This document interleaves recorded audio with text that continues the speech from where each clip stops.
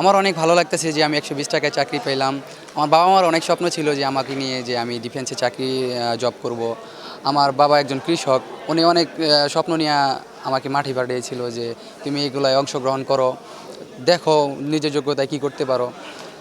এই আর কি এইসব এখন আস্তে আস্তে সবগুলো ধাপ পার করার পরে দেখলাম যে না, সব কিছুই ভালো হয়ে যাচ্ছে, ভালোভাবে কাটাতে পারছি।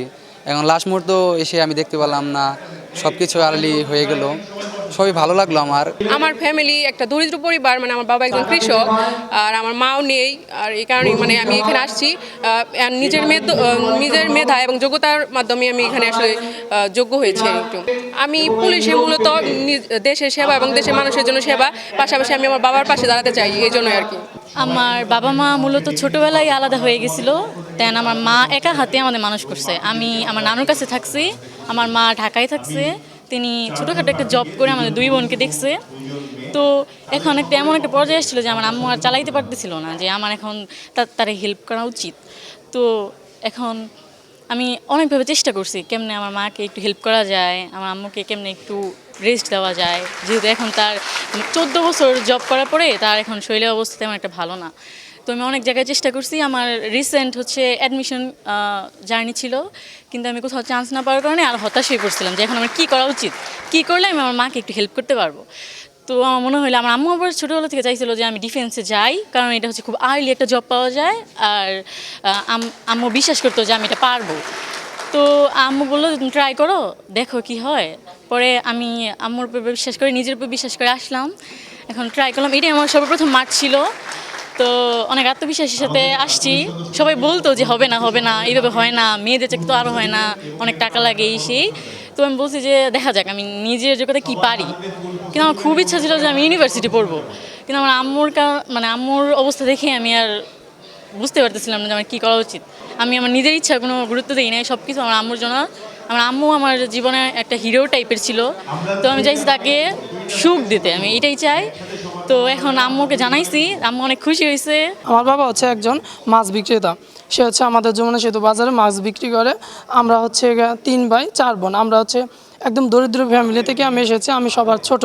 আমি ভালোভাবে একটু পড়াশোনা করতাম, যার কারণে একটু পড়াশোনা করার কারণে এখানে এসে একটু মেধা তালিকায় মানে এগোতে পেরেছি। আসলে চাকরি যে পেয়েছি যে কত যে ভালো লাগতেছে, একমাত্র আল্লাহ তাআলা ছাড়া কেউ আর আমি ছাড়া কেউ বলতে পারবো না যে আসলে কতটা যে আমি খুশি হয়েছি। আর এই চাকরি করে কি করতে চাই, সর্বপ্রথম হচ্ছে গিয়ে নিজের দেশের এবং সমাজের সেবা করতে চাই, এবং আমি সৎ এবং নিষ্ঠাবান হিসাবে এই সমাজে এবং দেশে কাজ করে যেতে চাই। পাশাপাশি আমার বাবা মায়ের দেখাশোনা এই চাকরির উছিলায় যেভাবে হোক না কেন আমার বাবা মায়ের দেখাশোনা করতে চাই।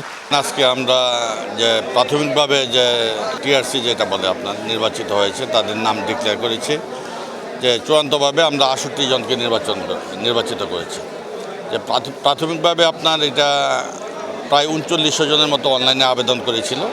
যে প্রাথমিক যাচাই বাছাইয়ের পরে মাঠে আপনার 3 দিনের কার্যক্রম, যে 7টা ধাপ অতিক্রম করতে হয়, সেক্ষেত্রে আমরা প্রায় 736 জনের মতো যে মাঠ কার্যক্রম শেষে নির্বাচিত হয়েছিল।